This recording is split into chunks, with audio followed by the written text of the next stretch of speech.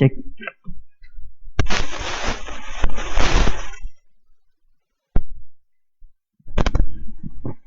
Bismillahirrahmanirrahim. Assalamualaikum warahmatullahi wabarakatuh.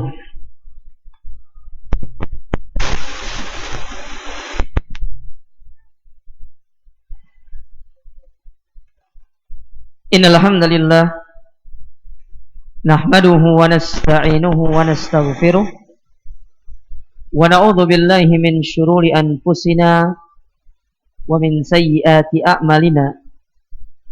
Man yahdihillahu fala mudhillalah wa may yudlil fala hadiyalah. Wa asyhadu an la ilaha illallah wahdahu la syarikalah wa asyhadu anna Muhammadan abduhu wa rasuluh.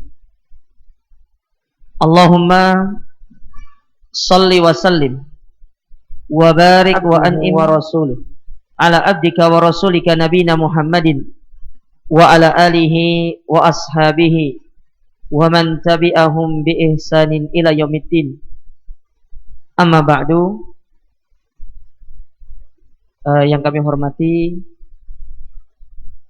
Ketua Bidang Pendidikan Yayasan Nidaul Fitrah Cabang Sidoarjo, Pak Nur Aziz.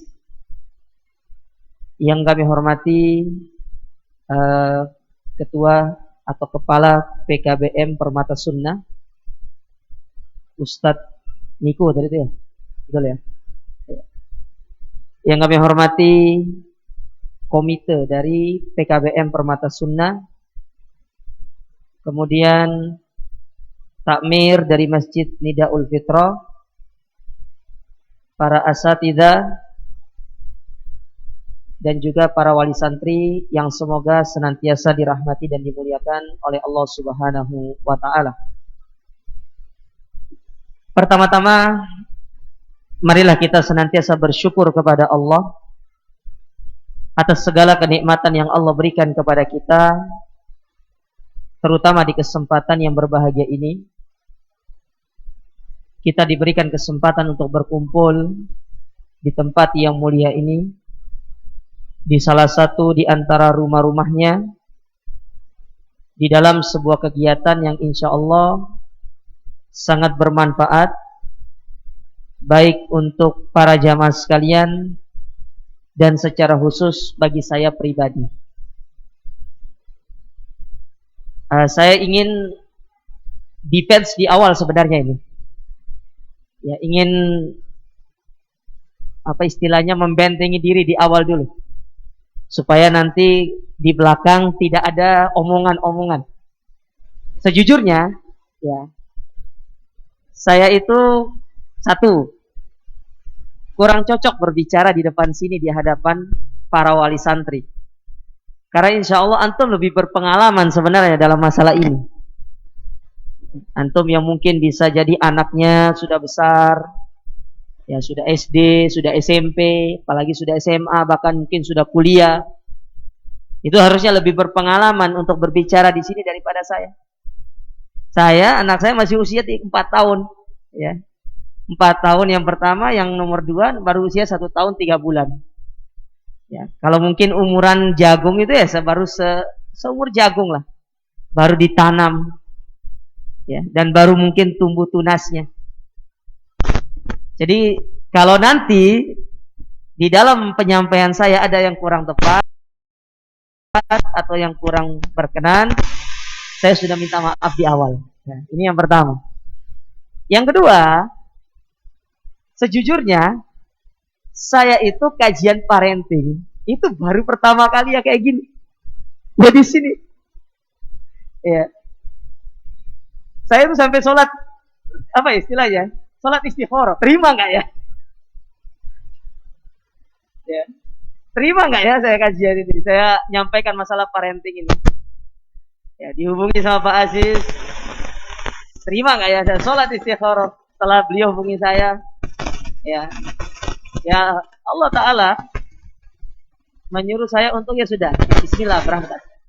Siapa tahu dari situ pengalaman, karena masalah parenting ini juga itu bagian daripada syariat. Nanti saya akan jelaskan nanti di dalam materi. Ini masih di defense awal saya. Ini saya bertahan dulu supaya nanti kalau saya diserang saya punya pertahanan.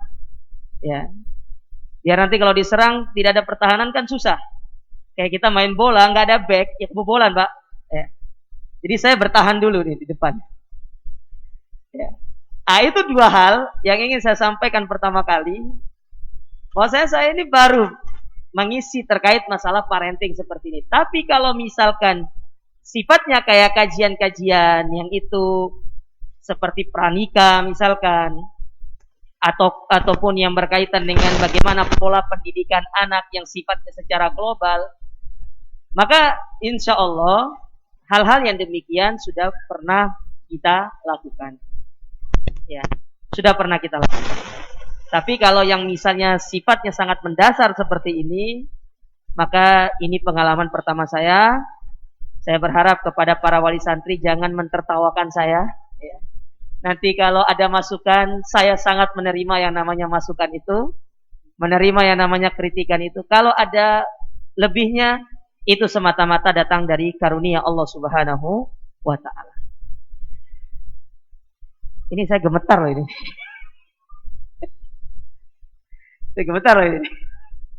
Saya boleh minum dulu ya. Ngilangin gemetar ini.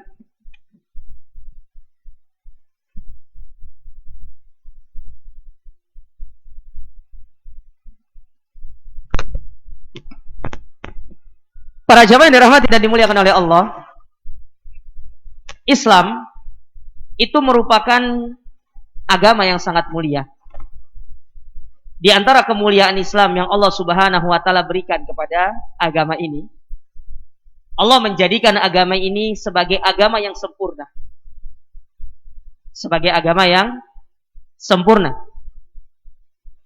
Dan itu ditunjukkan ketika Allah Subhanahu wa Ta'ala menurunkan ayatnya di dalam surat Al-Maidah yang sudah familiar, yang mungkin sudah sering kita mendengarkan,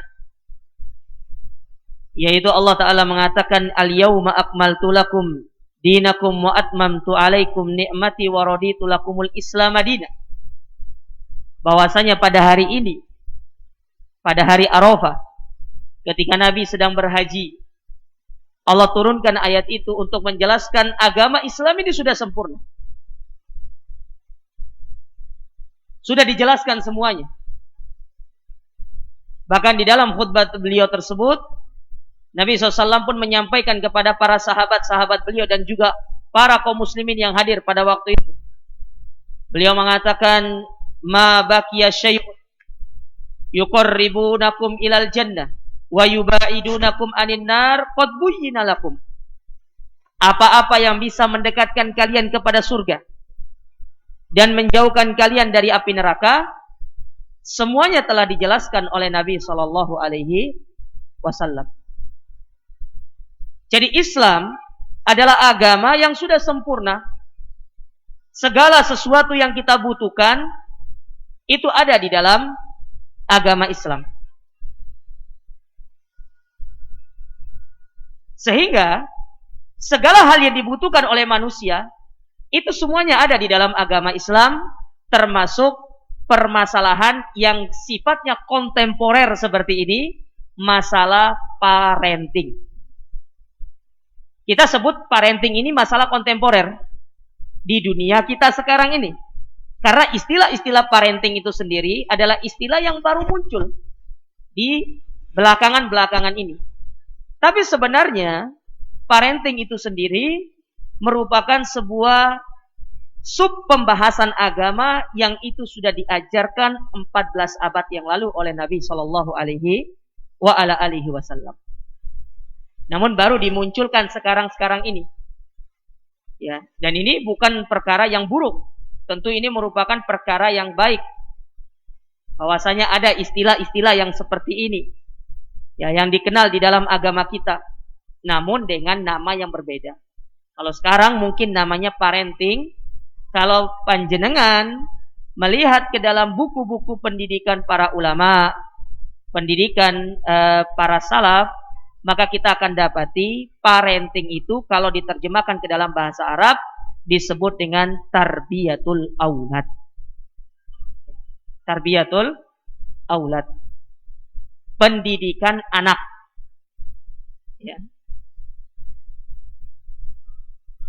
Namun istilah itu, parenting itu baru dikembangkan atau dibumingkan ya belakangan-belakangan ini dengan menggunakan bahasa Inggris. Betul kan? Parenting itu kan dari kata parent, betul kan? Betul parent enggak? Betul ibu-ibu? Jangan arisan di belakang ya. Saya tidak lihat, tapi ibu-ibu lihat saya. Ya, jangan arisan di belakang. Ini saya sudah berusaha untuk berbicara lebih keras supaya tidak grogi nih. Ya. Ini bentar lagi saya keringat dingin ini. Jadi sudah ada di sejak zaman Nabi Shallallahu Alaihi Wasallam. Dan dalil-dalil yang menjelaskan tentang adanya parenting itu sangat banyak. Antum kalau buka Al-Quran, maka contoh parenting yang sangat familiar di dalam agama kita tentu yaitu kisah Luqman terhadap anaknya. Itu kisah parenting yang sangat luar biasa. Saking pentingnya kisah itu Allah abadikan di dalam Al-Quranul Karim.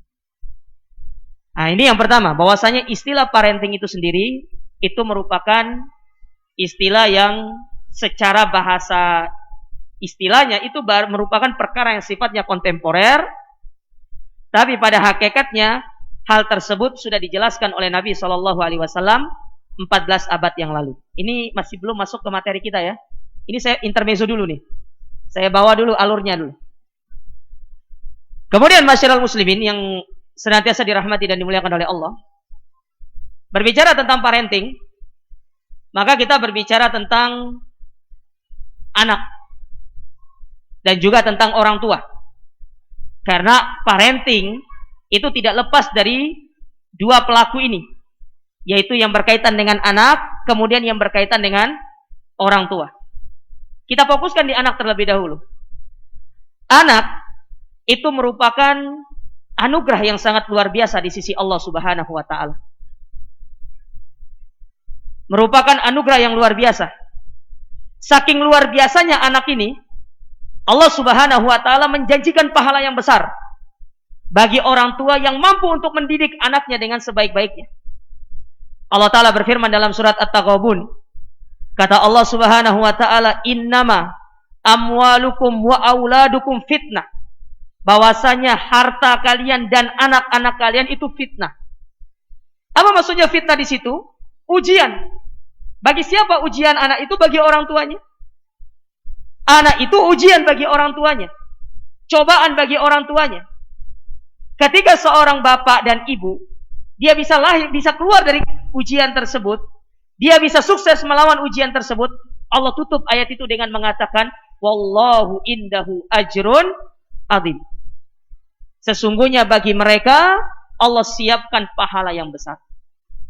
Kenapa Allah tutup ayat itu dengan mengatakan wallahu indahu ajrun adzim? Allah siapkan pahala yang besar bagi mereka. Karena banyak sekali orang tua yang tidak sanggup untuk keluar dari ujian terhadap anaknya itu. Tidak sanggup. Banyak kita dapati di luar sana. Orang tua yang tidak bisa keluar sebagai pemenang ketika berurusan dengan anaknya. Maka sering kita dapati, banyak kita dapati orang tua berkeluh kesah tentang anaknya begini, begini, dan begini. Itu disebabkan karena mereka tidak mampu keluar sebagai pemenang untuk menjadi orang yang bertanggung jawab terhadap anaknya.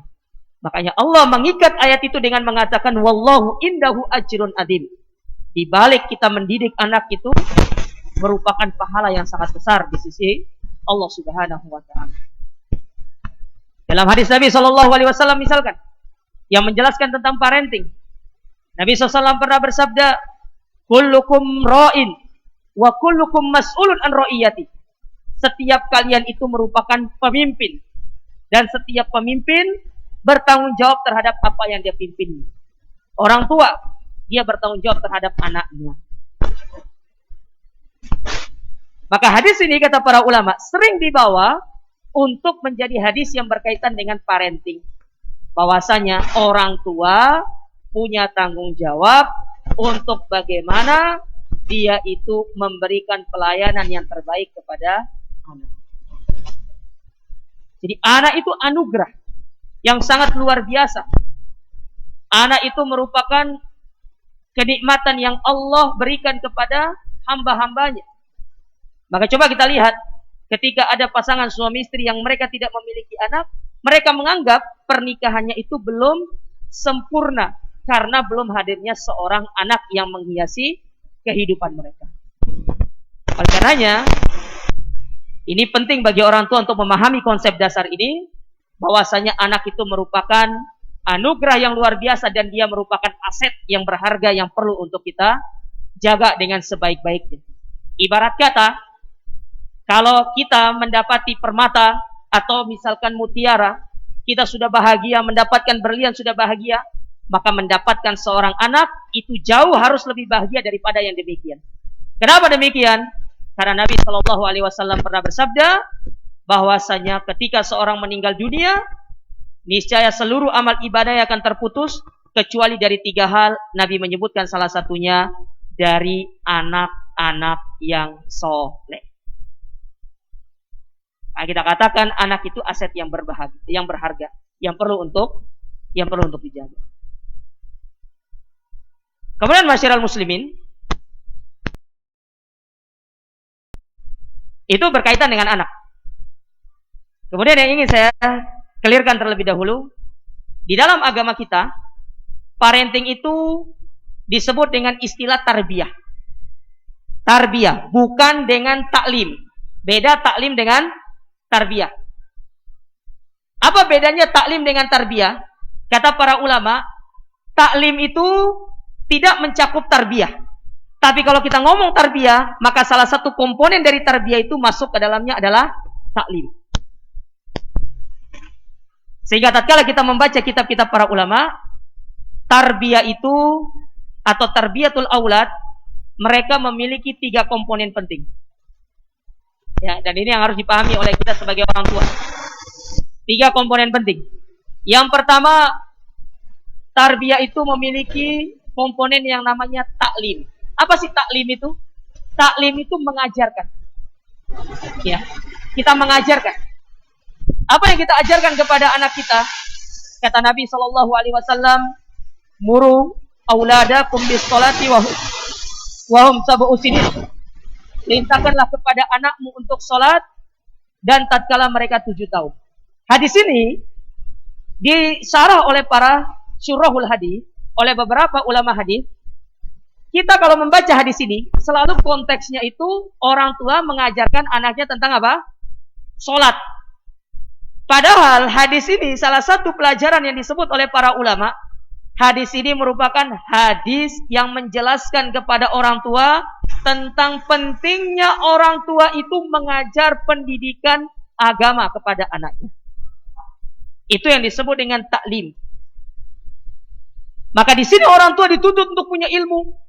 Bagaimana orang tua akan bisa mengajar anaknya sementara dia tidak punya ilmu? Oleh karena itu, para jamaah sekalian, para wali santri, Anda yang menyekolahkan anak Anda, misalkan di Permata Sunnah atau di tempat yang lainnya misalkan, ya, ada kewajiban kita juga untuk belajar terhadap agama ini. Karena anak itu lebih banyak waktunya akan dihabiskan dengan orang tuanya.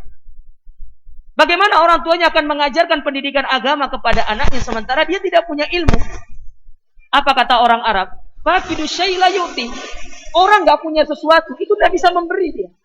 Bagaimana Anda memberi anak Anda ilmu sementara Anda sendiri tidak punya ilmu? Dia tidak akan bisa. Maka harus belajar, datang ke majelis ilmu untuk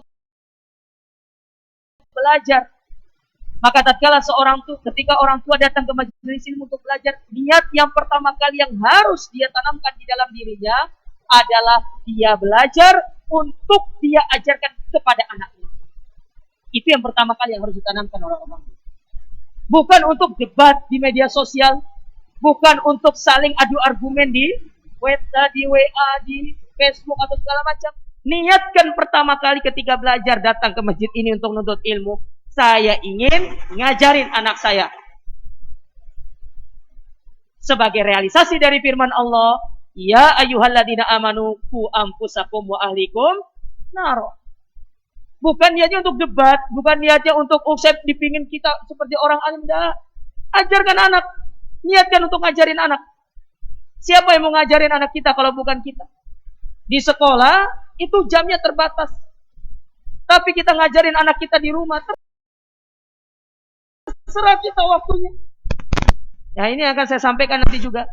Karena terkadang ada orang tua yang terlalu nge-push anaknya untuk belajar, itu tidak boleh jamaah. Ya.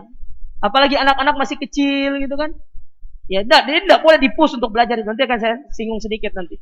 Ini banyak fenomena seperti ini. Akhirnya banyak anak yang bunuh diri, kabur dari rumahnya. Ya, tidak boleh seperti ini. Ini orang tua harus paham tentang psikologi anaknya. Baik, kita kembali ke sini. Belajar, itu namanya taklim. Dan itu komponen dari tarbiyah. Tidak bisa seorang akan mencapai derajat tarbiyatul aulad kalau dia tidak memiliki ilmu yang dia aplikasikan dalam bentuk taklim. Dia ngajar. Dia ngajar anaknya. Dan bagaimana kita ngajar harus punya ilmu. Tidak bisa kita ngajar tidak punya ilmu. Yang kedua, di antara komponen penting dalam masalah tarbiyah, ada yang disebut dengan al-wiqayah. Apa sih wiqayah itu? Wiqayah itu penjagaan. Orang tua memiliki tanggung jawab untuk menjaga anaknya. Bukan hanya kita menjaga anak kita dari makan yang tidak sehat. Bukan hanya kita menjaga anak itu dari bermain sesuatu yang tidak penting. Di antara perkara yang penting untuk kita jaga anak kita jaga anak kita supaya tidak nyemplung ke dalam api neraka. Itu paling penting. Saya dapati sebagian orang tua, dia sangat intens menjaga anaknya supaya tidak terbakar main api. Tapi tidak intens menjaga anaknya ketika anaknya itu ternyata harus nyemplung ke dalam api neraka. Kita dapati orang tua seperti itu. Lihat anaknya main korek dilarang, lihat ini segala macam main api dan disingkirkan anaknya itu. Jangan main api begini segala macam. Bahkan dengan nada yang tinggi, dengan nada yang keras kepada anaknya.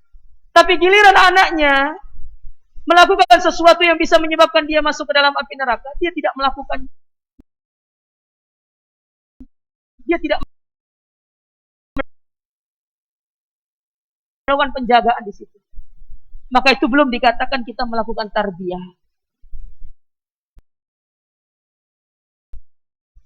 Nah, ini yang sering dilupakan oleh orang tua. Wiqayah, kita menjaga anak kita. Masuk dalam hal ini, wiqayah itu juga kita menjaga mereka dari virus-virus yang akan merusak diri mereka. Baik merusak secara psikologinya ataupun merusak secara akhlak. Terutama dari pengaruh teman yang tidak baik. Itu penting untuk dijaga anak-anak. Apalagi di zaman sekarang ya. Zaman era globalisasi. Di mana zaman open source terbuka semuanya. Orang bisa mengakses apapun. Anak umur 2 tahun atau 1 tahun sudah jago pantengin HP sambil main-main begini. Panjenengan dulu umur 1 tahun bisa main HP enggak? Enggak bisa. Saiki Pak, orang paham mana itu gambar YouTube. Betul kan? Anak jenengan bawa HP itu. Saya lihat anak saya umur 1 tahun pegang HP, kayak orang sudah umur 10 tahun, Mbak. Saya kaget. Maka kadang-kadang saya kasih HP rusak, nggak bisa nyala. Biar nggak bisa dibuka. Ini perkembangan sekarang tuh seperti itu. Ya. Maka harus dijaga orang tua itu. Kita harus ada sifat wiqayah menjaga. Karena kebanyakan virus-virus itu juga, itu kebanyakan datang dari temannya dari luar ketika dia main, diajak sama temannya ke rumahnya.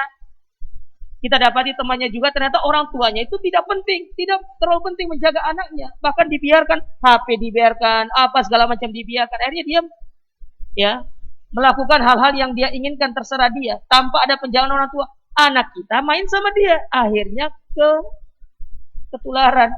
Sampai rumah, dia pun ingin berlaku seperti dia melihat temannya di tempat dia bermain. Cari HP segala macam. Bahkan kalau anaknya, temannya itu kalau dilihat tidak dikasih HP sama ibu nangis, dia pun ikut di rumah nangis sama kita. Anak sekarang tuh seperti itu. Maka ini era yang tidak bisa kita membendungnya. Tapi kita bisa menjaga diri kita. Kita melakukan penjagaan terhadap diri kita. Itu dari orang tua. Makanya ada sifat yang namanya wiqayah. Baik. Saya coba dikit. Yang ketiga, komponen yang ketiga di dalam tarbiyah itu ada yang disebut dengan qudwah.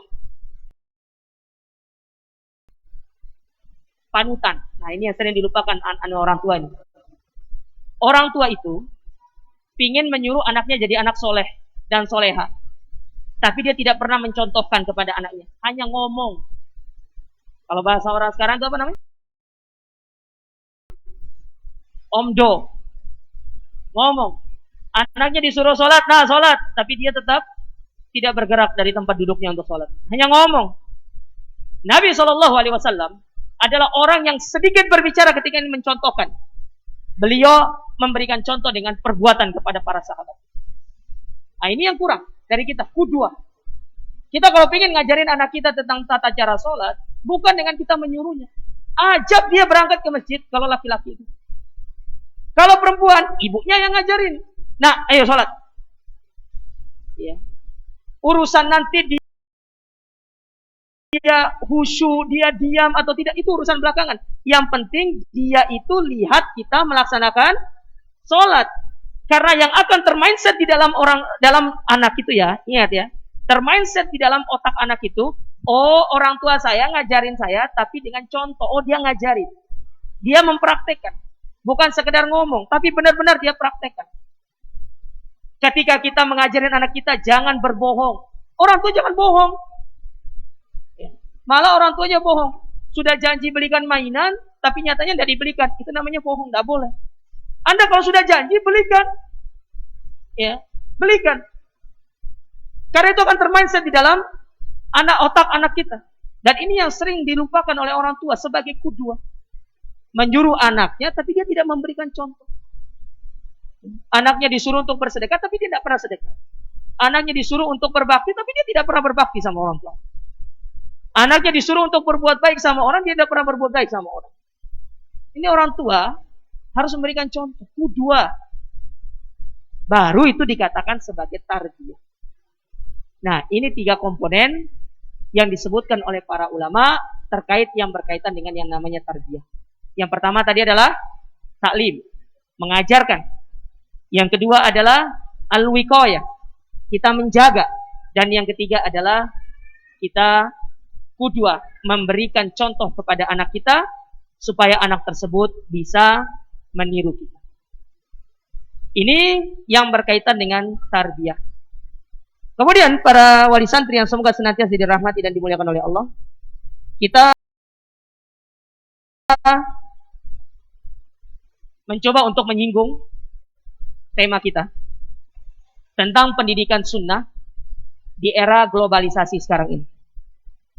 Berbicara tentang globalisasi, itu merupakan satu fenomena yang tidak akan bisa kita hindarkan. Kalau kita melihat dari 2 sisi, kalau untuk melihat dari sisi duniawi, kemajuan teknologi, sinyal yang sudah mungkin sekarang sudah 5G mungkin ya, 5G kita baru 5G, mungkin luar negeri sudah 6G, kita Indonesia ini ketinggalan terus. Ya. Alat transportasi, Masya Allah berkembang, pokoknya dari sisi teknologi itu sudah berkembang. Antum kalau melihatnya dari sisi dunia, itu perkembangan.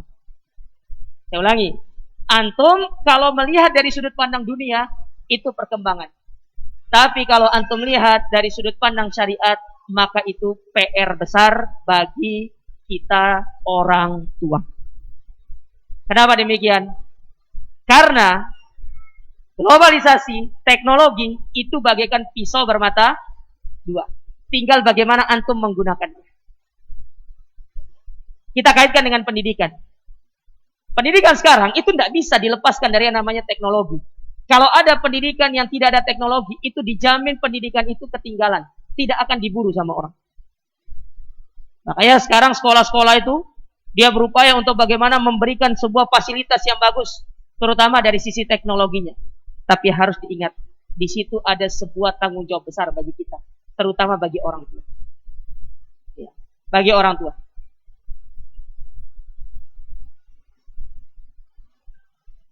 Kita dapati banyak sekali di luar sana, ya saya tidak ngomong di sini ya, di luar sana, karena perkembangan globalisasi seperti ini, teknologi seperti ini, menyebabkan berbagai macam kerusakan di tengah-tengah kaum muslimin. Contoh satu, di antara dampak buruk teknologi ini, menjadikan orang-orang sekarang ini kurang bermuamalah dengan baik kepada orang-orang yang ada di sekitarnya. Harusnya teknologi itu kan, kayak contoh jenisnya HP, menjadikan orang yang jauh semakin dekat, yang dekat pun semakin ini enggak. Kita dapati orang main HP, orang punya HP, lagi ngobrol di depan, ada orang di depannya tuh dia ngobrol gitu, dia tuh main HP gitu. Malah sibuk dengan yang jauh. Padahal adab kita berbicara itu adalah kita memperhatikan orang yang di depan kita. Ini yang sering dilupakan oleh orang-orang yang pelaku teknologi sekarang itu. Hilangnya adab. Tidak ada adab di dalam diri kita. Di depan kita, kita tidak pedulikan. Nah, itu menjangkit anak-anak sekarang ini. Karena seringnya diberikan HP, diberikan gadget kepada anak-anaknya. Sehingga menjadikan anak-anak itu hilangnya sosialisasi dan muamalah yang baik kepada teman-temannya. Kita dapati banyak anak seperti itu. Sehingga ini sebagai PR besar bagi kita jamaah sekalian. Lalu bagaimana sikap orang tua menghadapi kondisi seperti ini? Yang pertama, dia berdoa sama Allah Ta'ala. Supaya Allah membimbing dia. Untuk benar-benar dia itu diberikan hidayah. Diberikan kekuatan untuk membimbing anaknya di masa fitnah seperti ini. Yang kedua, nah, ini yang penting. Anak itu ya tidak harus dituruti semuanya jamaah. Tidak harus antum turuti. Tidak harus apa yang diinginkan oleh anak itu antum berikan semuanya, tidak harus. Kita harus memiliki sebuah prinsip al-ahammu minal aham. Kita cari yang paling prioritas untuk anak kita, baru kemudian yang prioritas. Karena ini sebagai bentuk tanggung jawab kita sebagai orang tua di hadapan Allah Subhanahu wa taala terhadap anak kita. Tidak semua harus dituruti. Ini kita dapati sebagian orang semuanya dituruti. Diberikan segalanya, anak minta ini diberikan segala macam. Akhirnya karena dia menturuti anaknya tersebut, menyebabkan anaknya itu tidak memiliki adab kepada orang tuanya. Dan ini PR besar bagi orang tua. Gadget itu jamaah sekalian, Masya Allah, menjadikan orang gak punya adab. Kalau kita tidak menggunakannya dengan sebaik-baik, apalagi anak-anak kita. Dengan gadget, anak dipanggil gak mau dengar orang tuanya. Pengaruh gadget, dia nonton sesuatu yang tidak baik di gadget tersebut.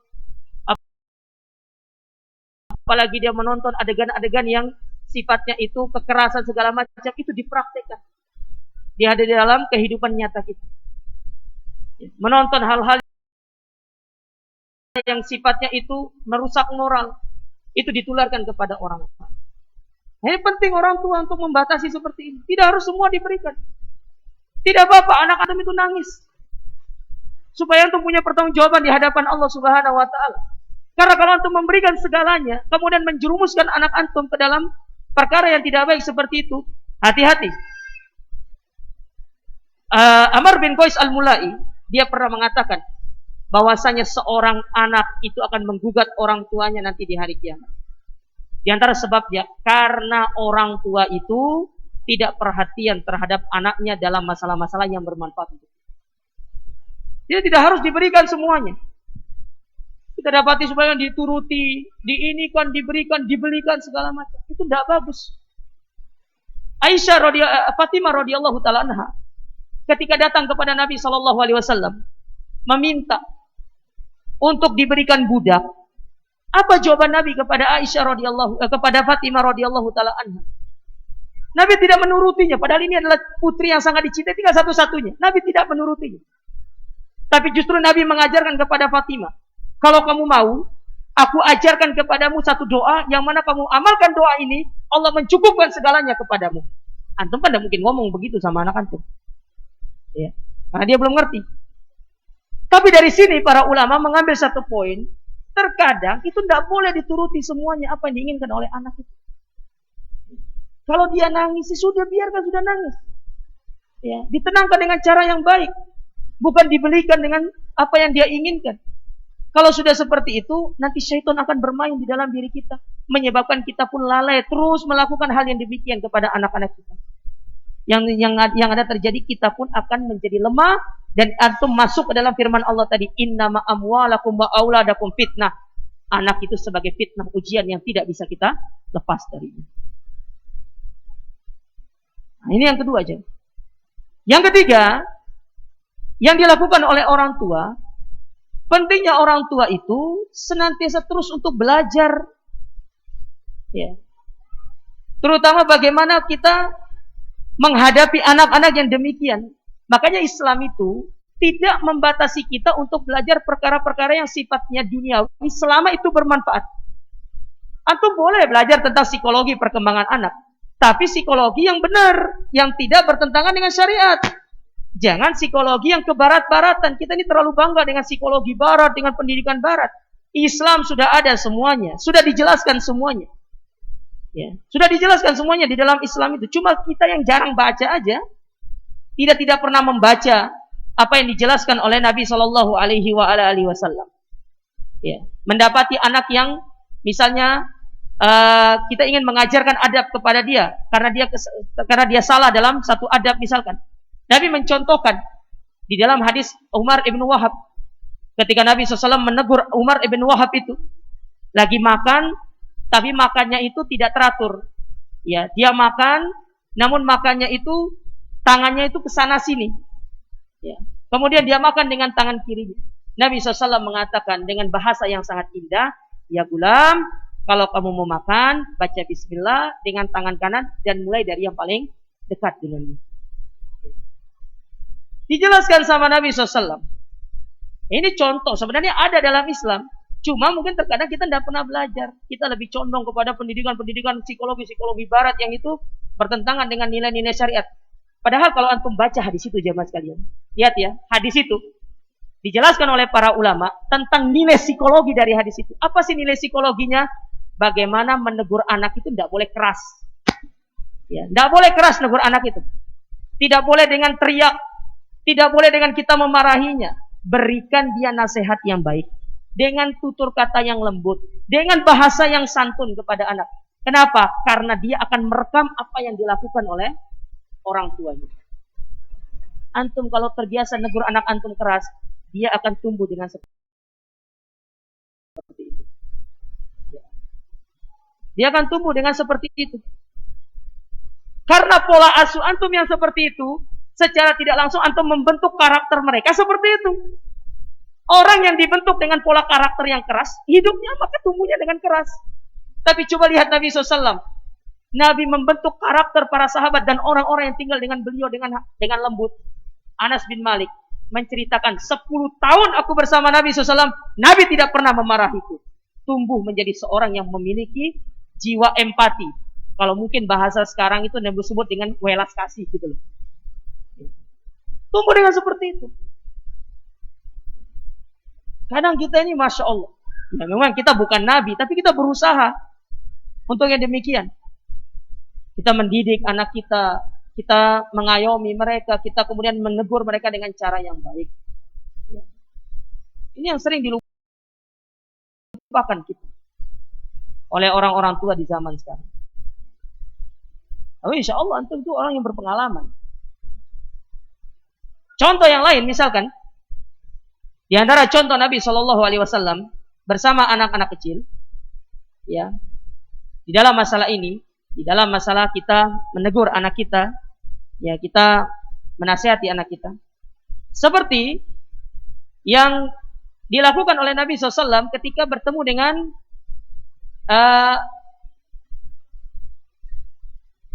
anaknya Abu Umair, anaknya Umair, yang mana Ibnu Umair itu punya burung kecil, lalu meninggal. Kemudian Ibnu Umair itu merasa sedih. Nabi SAW datang. Ya, apa yang dilakukan oleh Nabi SAW? bilang kepada Ibnu Umar, "Ya Ibnu Umar, madza fa'alan Nugair?" Wahai Ibnu Umar, coba cerita apa yang dilakukan oleh burung kecilmu sekarang. Nabi membesarkan hatinya supaya dia tidak sedih, supaya dia mau cerita kenapa dia bersedih, kenapa dia itu murung. Sehingga para ulama ketika menjelaskan tentang hadis tersebut, maka mereka mengambil satu poin dari sisi dunia pendidikannya. Apa kata para ulama? Inilah bentuk pengajaran Nabi SAW kepada kita ketika kita mendapati anak kita kesusahan, hendaklah kita benar-benar menghibur hatinya, kemudian kita membesarkan jiwanya. Ya, bukan malah justru sudah jatuh ketiban tangga. Ya, makanya sudah dibilang jangan pelihara burung, misalkan seperti itu. Ya, sudah dibilang begini, jangan begini, makanya jangan melakukan itu. Sifat sikap seperti ini itu tidak bagus ya Mas. Ya, tidak bagus. Bahkan kita dapati di sebagian dunia parenting, mereka mengatakan di antara bentuk kata-kata yang diupayakan untuk kita menghindari itu kata-kata jangan. Ya, jangan. Karena kata-kata jangan begini, jangan begini, itu untuk dunia anak yang masih kecil itu katanya tidak bagus. Ya. Karena hanya sekedar memberikan instruksi tapi tidak ada solusi. Ya, itu tidak ada bentuk berpikirnya.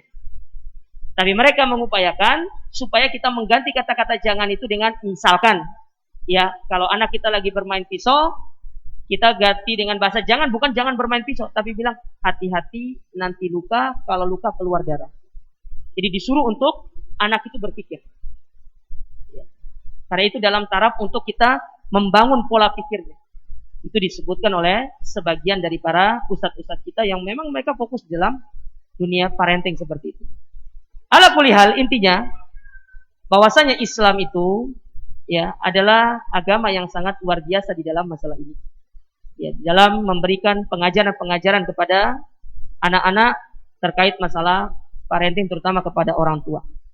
Baik, kemudian berkaitan dengan tema kita sekarang ini, saya ingin memberikan sebuah pandangan terhadap bagaimana zaman sekarang ini melihat bagaimana perkembangan era globalisasi, dan ini sebagai tanggung jawab besar bagi kita kaum muslimin di dalam menanamkan pendidikan yang baik kepada anak kita.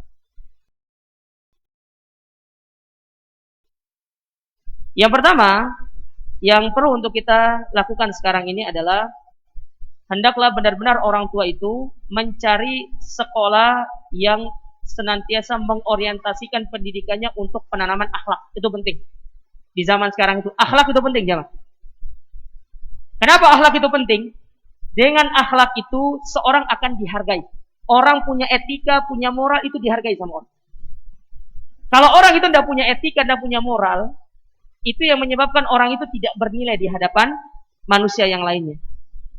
Apa yang menyebabkan Nabi SAW menjadi manusia yang sangat mulia di hadapan Allah Subhanahu Wa Taala? Salah satunya karena beliau adalah orang yang memiliki akhlak yang mulia. Dan itu ditunjukkan di dalam Al-Quran, dalam surat Al-Qalam, ketika Allah mengatakan, wa innaka la ala khuluqin adzim. Itu pentingnya sekarang itu. Cari tempat menyekolahkan anak yang mengajarkan tentang pendidikan akhlak. Kalau mungkin bahasa sekarang itu pendidikan karakter.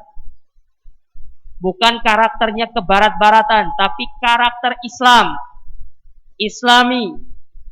Benar-benar diambil dari Al-Quran dan Sunnah. Bukan dari pola pemikiran orang-orang yang tidak jelas. Karena khususnya di negara kita ini, ya secara kiblat kita ini tidak berkiblat kepada pendidikan Islami, tapi berkiblat kepada pendidikan Barat, dan itu terlihat dalam kurikulum yang mereka ya ajarkan di sekolah-sekolah mereka. Oleh karenanya dengan hadirnya di antara salah satunya Permata Sunnah misalkan seperti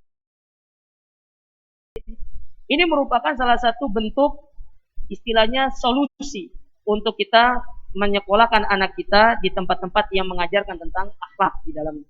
Itu yang pertama.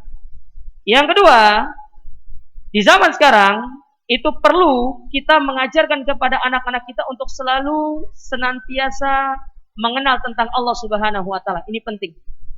Ya, mengenal tentang Allah. Karena ketika anak itu mengenal tentang Allah Subhanahu wa taala, jamaah sekalian, kemanapun anak itu pergi, antum lepas kemanapun, ketika antum sudah menanamkan di dalam diri mereka mengenal tentang Allah, maka niscaya itu yang akan menjaga mereka. Itu yang akan menjadi benteng mereka, terutama menghadapi zaman yang seperti ini sekarang. Apa yang menyebabkan orang di zaman sekarang itu dihinakan sama Allah, kemudian mereka itu istilahnya binasa, disebabkan karena tidak adanya rasa takut dan tidak mengenal tentang Tuhan mereka. Jadi anak-anak sekarang ini masih kecil, itu saatnya kita kenalkan mereka tentang Allah. Kenalkan mereka tentang siapa Rabb-nya. Ya, tanamkan dalam diri mereka kecintaan kepada Allah. Tanamkan di dalam diri mereka tentang bahwasanya mereka punya Tuhan yang sangat luar biasa, punya Tuhan yang besar, punya Tuhan yang memiliki segalanya, punya Tuhan yang dia selalu memantau apa yang dilakukan oleh hamba-hambanya. Kita tanamkan di dalam anak-anak kita. Ketika mereka nanti keluar pergi kemanapun, itu yang akan menjaga mereka dan antum tidak usah khawatir. Ya. Kemudian berikutnya, di antara perkara yang perlu untuk kita perhatikan, terutama dalam pendidikan anak kita di zaman sekarang ini, jamaah sekalian, ya, orang tua hendaklah benar-benar menjadi pioner terdepan untuk menangkal virus-virus yang bisa menjadikan anak kita itu terbawa arus.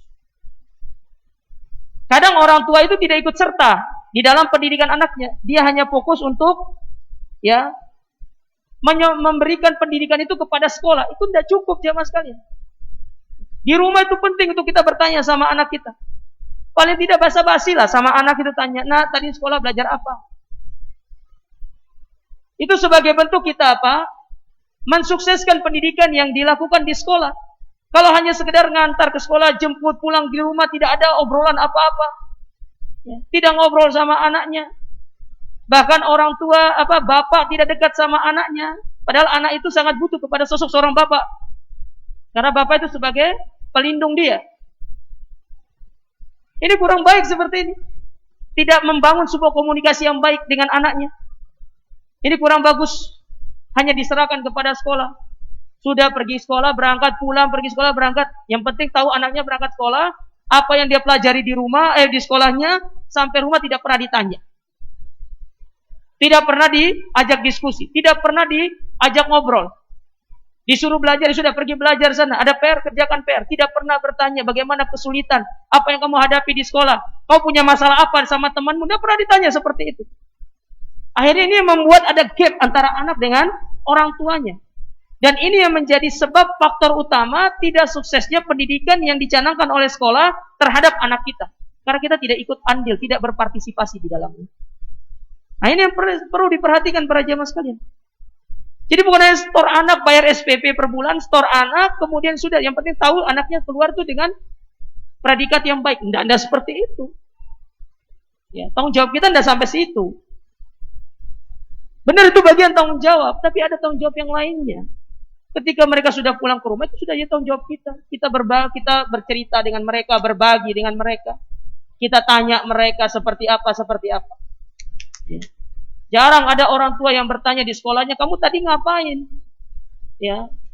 Padahal anak itu kalau pulang terkadang dia murung, terkadang dia ceria. Ceria pun ditanya, "Kok ceria banget hari ini? Kenapa, Nak? Ada apa?" Bangun pola komunikasi yang baik.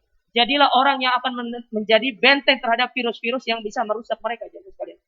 Dengan cara kita membangun komunikasi dengan mereka. Komunikasi itu penting. Ya, bahasa komunikasi itu penting kepada anak-anak. Jangan sampai orang tua tidak komunikasi terhadap anaknya. Kalau tidak komunikasi, itu yang menyebabkan anak itu akan mencari tempat untuk berkomunikasi yang lain. Akhirnya apa? Sama temannya buruk, akhirnya main HP, ketularan seperti itu. Baik, kemudian berikutnya, di antara perkara yang perlu diperhatikan kepada orang tua di zaman sekarang. Ingat, orang-orang di zaman sekarang itu tidak sama dengan zaman dulu. Anak di zaman sekarang itu tidak bisa kita disamakan dengan zaman dulu. Anak zaman dulu, Antum mungkin nge-push mereka, mereka memiliki semangat yang kuat. Tapi sekarang itu sudah beda zaman. Sudah beda zaman sekarang ini. Ya. Pola pendidikannya pun berbeda, kualitas manusianya pun berbeda.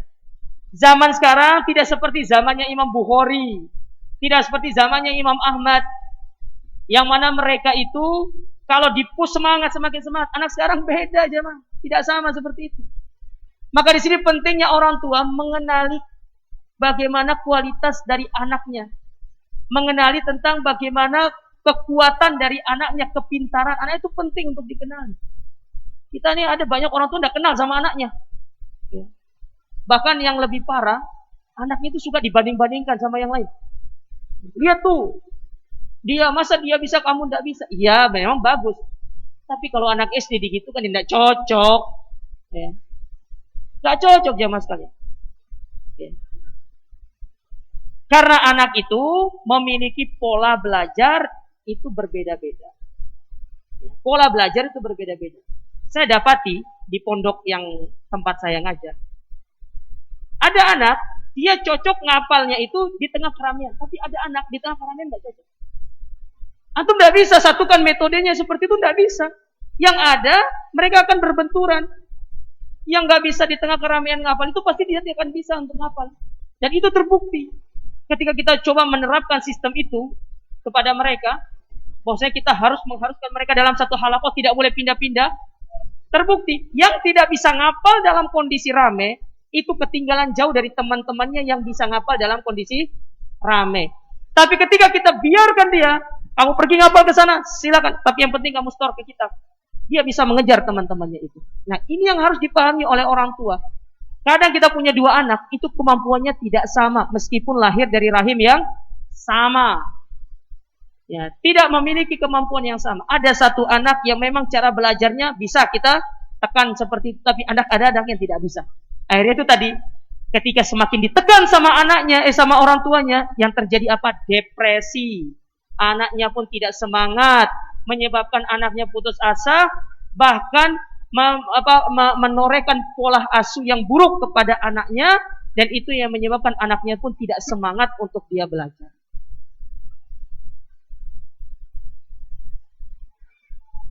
Ini perlu diperhatikan orang tua.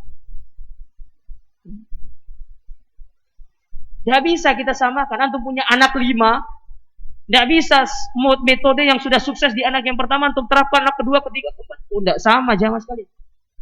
Tidak sama. Ya. Para sahabat aja seperti itu kok. Para sahabat itu tidak semua sama. Ada di antara kalangan para sahabat itu yang tidak kuat ngapal. Contoh kayak Abu Hurairah, dia tidak kuat ngapal. Cepat lupa. Makanya didoakan sama Nabi SAW. Tapi ada sahabat yang hafalannya kuat. Berbeda cara pendidikannya. Anak pun demikian. Makanya orang tua harus mengenali anaknya. Kita anak sendiri tidak kenal. Tapi coba anak orang dikenal. Anak sendiri tidak dikenal. Tapi memberikan komentar kepada anak orang. Oh, anak bapaknya harus begini, begini, begini. Anak DE loh. Allah dilupakan. Kita tidak ditanya sama anak orang. Nanti sama Allah Ta'ala. Kita tidak ditanya tentang anak orang. Yang ditanya anak kita ini. Maka kenali tentang kepribadian anak kita. Dikenali. Jangan nanti kita memiliki ambisius. Nah, ini orang tua sekarang suka seperti ini. Memiliki ambisius untuk yang mendapatkan sesuatu, anaknya yang dia pingin supaya dia dipuji sama orang. Ya karena anaknya lantaran bisa begini-begini, akhirnya supaya dia bisa mendapatkan ambisiusnya itu dipush terhadap anaknya, itu tidak bisa dia. Tidak boleh seperti itu. Itu zalim namanya terhadap anak. Orang tua tidak boleh zalim kepada anaknya. Maka saya sampaikan, ya, penting bagi orang tua untuk mengenali tentang anaknya itu. Dan anak itu memiliki kemampuan yang berbeda-beda, tidak sama. Ada anak yang kuat ngapal Quran, yang cepat ngapalnya. Tapi ada anak yang lambat, tapi dia itu pasti. Ada anak yang cepat, tapi cepat lupa juga. Ada anak yang lambat, tapi hafalannya kuat. Dan itu yang perlu untuk kita pahami. Ada anak dengan metode demikian belajarnya, ada anak yang metode belajarnya itu tidak boleh disamakan. Ya. Ada anak yang kalau diajarkan begini dia tidak nyantol, tapi kalau diajarkan dengan pola seperti ini dia nyantol. Nah, itu pentingnya orang tua untuk melihat perkembangan anaknya seperti itu. Ya. Oleh karena itu, para wali santri, saya yakin panjenengan lebih berpengalaman dalam masalah itu. Cuma kita sampaikan begini karena di luar sana itu banyak yang seperti itu. Ya. Akhirnya orang tuanya itu anaknya itu tidak semangat dalam belajar. Baik. Kemudian satu lagi yang ingin saya sampaikan. Hendaklah orang tua itu jangan pernah menampilkan perbedaan pendapat di hadapan anaknya yang menyebabkan anak itu nanti memikirkan hal itu. Kita punya contoh kasus seorang santri, dia punya orang tua, bapaknya tidak ingin anaknya sekolah agama karena ingin menjadikan anaknya seorang bisnis. Ibunya dia ingin menyekolahkan anaknya agama karena dia berharap anaknya menjadi anak yang soleh. Akhirnya apa? Mereka punya dua kebijakan. Kalau dia mengikuti bapaknya, ibunya tidak mengurusi dia. Kalau anaknya mengikuti ibunya, bapaknya tidak mengurusi dia. Orang tua tidak boleh seperti itu. Tidak boleh. Ini kisah nyata yang kami dapati sendiri secara pribadi. Akhirnya kita nasihati orang tuanya itu. Tidak boleh seperti itu. Ya. Biarkan anak itu berjalan sendiri, berkembang. Kita cukup mengarahkan. Kita kenali potensinya, kita arahkan. Benar, kita punya cita-cita. Anak kita ingin menjadi anak yang soleh, menjadi anak yang soleha. Bahkan kalau bisa menjadi seorang yang mendakwakan Islam. Tapi terkadang tidak semua orang memiliki kemampuan demikian. Makanya kata seorang penyair, la tahkironna man dunaka falikuli nafsin maziyah. Semua orang itu punya kelebihan. Kelebihan orang itu beraneka ragam. Ada orang yang potensinya memang bukan di agama. Ya. Potensinya dalam masalah-masalah yang lain. Tapi bukan berarti mereka tidak bisa berkiprah dalam agama. Bisa, saya bilang nggak bisa. Bisa. Ini yang perlu dipahami. Kadang orang tua seperti itu yang saya dapati. Dua tujuan yang berbeda. Satunya pingin anaknya jadi ini, satunya pingin ini. Jadi itu yang menyebabkan anaknya itu berpikir. 3 bulan kita melakukan observasi kepada anak ini. Kenapa demikian? Kita pancing dia, ya kita ajak ngobrol tidak mau terbuka. Akhirnya kita ajak jalan dia keluar, dia mau terbuka. Dia sampaikan orang tua saya seperti ini, Ustaz, begini. Nah, orang tua tidak boleh seperti itu, jangan. Anda harus sepakat dengan pasangan Anda. Tidak boleh Anda berbeda pendapat dalam masalah ini. Anda harus sepakat. Ya. Kalaupun misalkan tidak ada kesepakatan, cari jalan tengah yang terbaik. Jangan sampai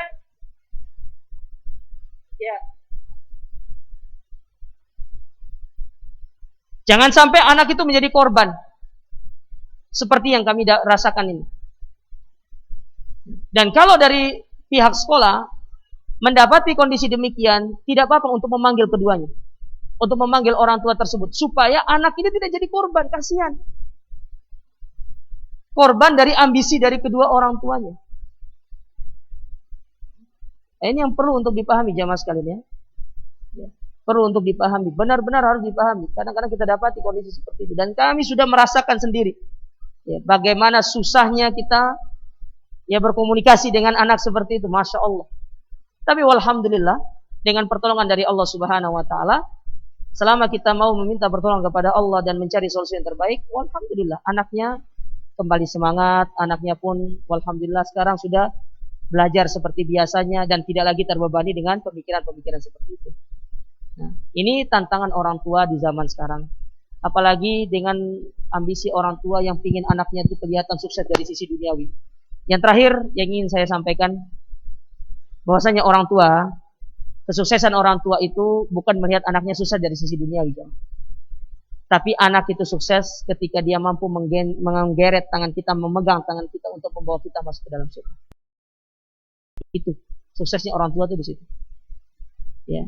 Dan itu menjadi semakin besar tantangannya di zaman sekarang. Di era globalisasi seperti ini, di era di mana informasi dibuka dengan mudah, seorang mendapatkan berita-berita dengan sangat mudah, mendapatkan bacaan-bacaan yang tidak senonoh dengan sangat mudah. Ya, dan itu menjadi tanggung jawab besar bagi orang tua sekarang untuk benar-benar kita menjaga diri kita, menjaga anak kita supaya anak-anak kita benar-benar ya berada di dalam kondisi yang terbaik. Baik, ini yang mungkin bisa saya sampaikan. Ya, sekali lagi tadi di awal saya sudah defense, sekarang yang kedua saya defense lagi, saya mohon maaf. Kalau apa yang saya sampaikan ini ya banyak hal-hal yang kurang berkenan.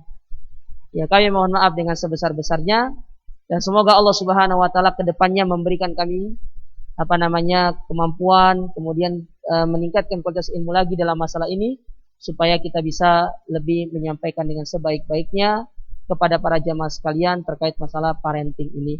Karena ini merupakan salah satu konten agama yang benar-benar diatur di dalam agama kita supaya kita mendapatkan ya anak yang soleh dan soleha, dan supaya kita tidak salah di dalam menerapkan pola asuh kepada anak-anak kita. Hadza ma aqulu lakum, subhanakallahumma rabbana bihamdika, asyhadu an la ilaha illa anta astaghfiruka wa atubu ilaik. Waktu dan tempat saya kembalikan lagi ke moderator. Fal yatafaddal mashkur. Masya Allah, ini suatu ilmu yang sangat berharga untuk kita ketahui bersama. Jazakallahu khairan Ustadz Gema Ilhami. Semoga materi ini bisa bermanfaat sehingga bisa membawakan hasil ya, karena anak adalah tambang emas kita ya, sehingga bisa membawakan manfaat, membawakan sesuatu yang meninggikan derajat kita dengan anak yang dikaruniakan Allah kepada kita. Untuk acara selanjutnya adalah sesi tanya jawab bagi para jamaah yang hadir. Dipersilakan untuk menanyakan. Saya akan sedikit memberikan poin-poin ya, mungkin ada yang kelupaan sehingga bisa menjadikan sesuatu yang mengilhami kita untuk bertanya ya. Jadi perlu diketahui sebagai orang tua memiliki tanggung jawab ya. Jadi agar anaknya menjadi solih ya. Jadi sudah disampaikan oleh Ustadz tadi bahwasanya seseorang yang tidak bisa memahamkan dirinya sendiri, maka otomatis tidak bisa memberikan pemahaman kepada orang lain. Terutama dalam hal ini adalah sebagai orang tua, ketika orang tua memiliki kekurangan ya di dalam ilmu pendidikan ya, parenting ya, cara meramut putra-putrinya, maka bagaimana mungkin orang tua bisa memberikan pendidikan kepada putra-putrinya. Bahkan sahabat Umar bin Khattab pernah berkata, tafaqahu qabla an tusawwadu. Pahamkanlah diri kalian sebelum kalian dijadikan seorang pemimpin. Ya, termasuk orang tua, ya, bapak, ya, ibu, ini adalah pemimpin putra-putrinya. Jadi pahamkanlah diri kita sebelum kita memberikan pemahaman kepada putra-putri kita. Itu dalam skala terkecil, ya, skala terkecil. Kemudian yang kedua adalah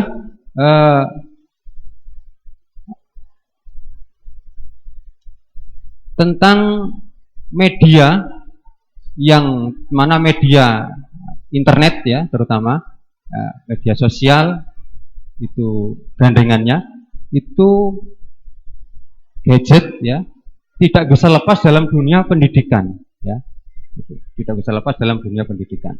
Maka itu perlu kita waspadai ya, itu poin yang selanjutnya.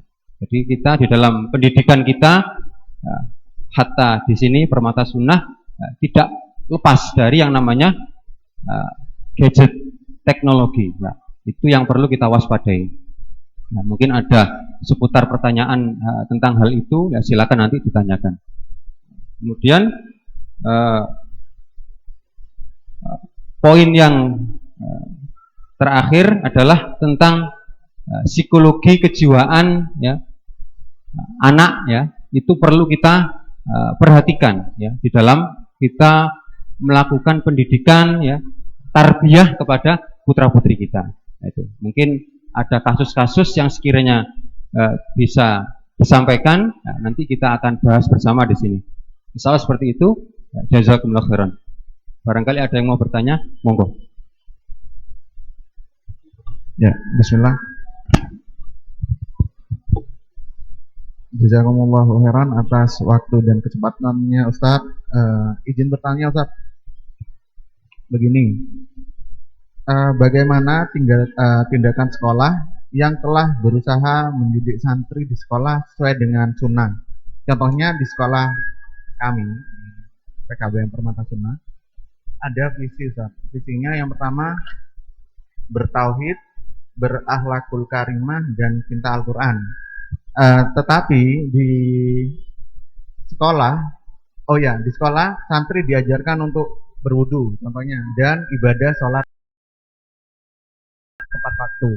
Tetapi di rumah ini mungkin ada tidak banyak wali santri ini membiarkan anak untuk tidak sholat tepat waktu, Pak.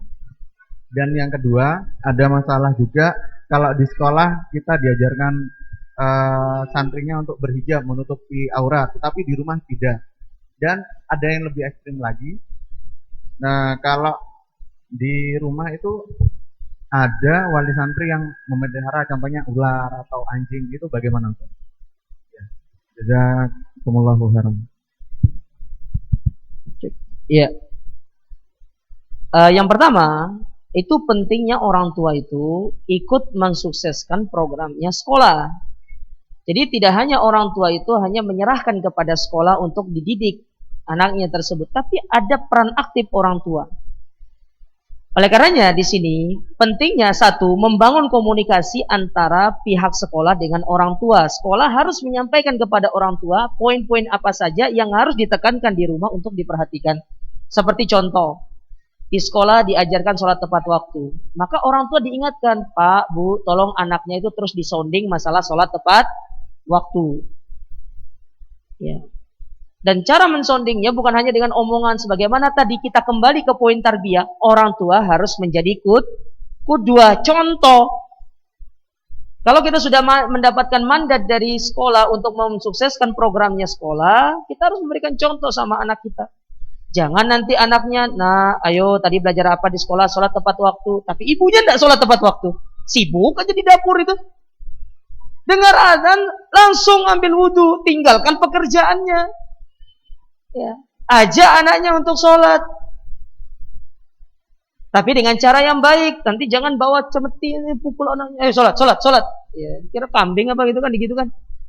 Ya, cara yang baik. Ini yang sering dilupakan sama orang tua ya. Dia lupa untuk ikut mensukseskan program dari sekolahnya.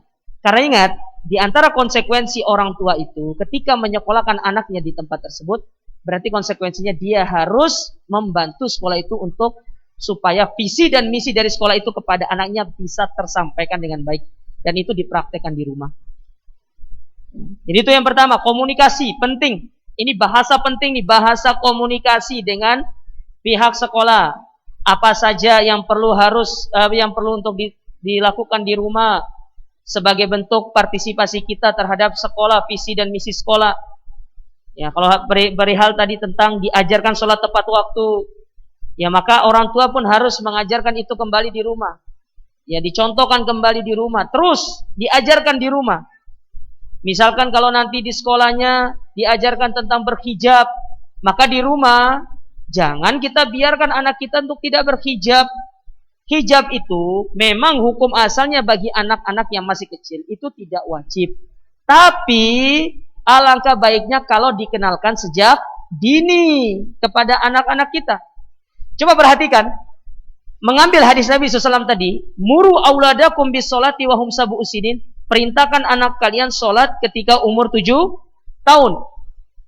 Ketika menyebutkan tentang perintah, itu perintah di situ bukan hukumnya wajib, tapi itu sifatnya apa? Anjuran. Perhatikan kata-kata Nabi di situ. Muru auladakum bis shalah wa hum sab'u sinin. Perintahkan anak kalian untuk sholat, untuk melakukan sholat ketika usia 7 tahun. Itu bukan perintah yang sifatnya wajib. Tapi itu sifatnya anjuran yang sangat ditekankan. Sama seperti berhijab. Ya. Jangan seperti sebagian orang tua ya, kita dapati juga. Orang tua itu dianya berhijab, anaknya enggak. Saya sering lihat itu di tempat-tempat di supermarket belanja, dia datang sama anaknya. Ibunya Masya Allah hijabnya dari atas sampai bawah. Giliran anaknya, you can see. Oh, orang tua. Itu contoh orang tua yang menjerumuskan anaknya ke dalam api neraka. Itu tidak boleh seperti itu. Jadi ikut mensukseskan programnya sekolah. Ya, jadi bukan hanya sekedar setor anak, kalau sudah wajib pulangnya mulai jemput, enggak gitu. Bila perlu sebelum pulang tanya dulu nanti wali kelasnya kah, ustadznya kah atau ustadzanya, tadi belajar apa di sekolah? Ya penting seperti itu. Bertanya. Atau kalau tidak sempat bertanya kepadanya, tanya anaknya tadi belajar apa? Oh, belajar ini segala macam. Nah, bagaimana sekarang orang tua mensukseskan ya pendidikan tersebut, mensukseskan visi dan misi sekolah tersebut. Jangan hanya sekedar kita menyerahkan itu kepada ya anak kita. Kemudian yang kedua tadi apa saya lupa?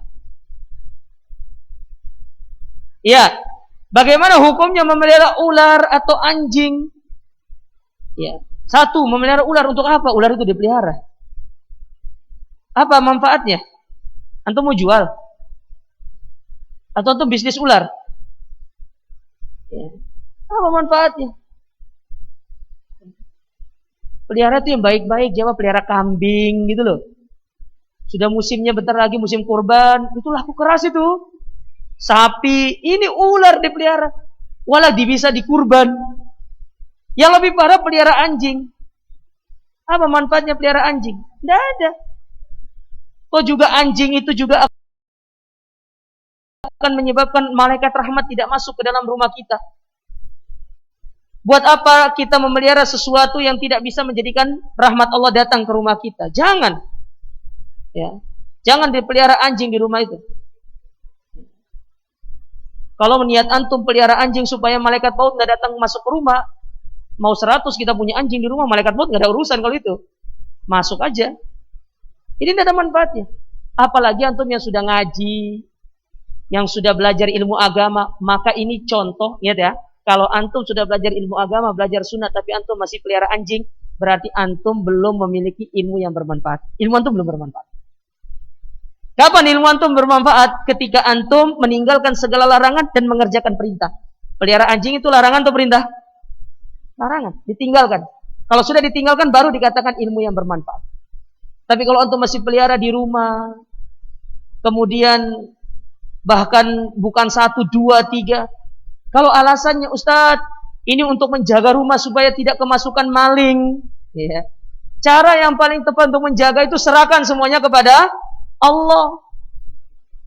Yang kedua, rumah itu ya diisi dengan ibadah, biar dijaga sama Allah Ta'ala. Gimana gak kemasukan maling? Sholat gak pernah, baca Quran gak pernah di rumahnya.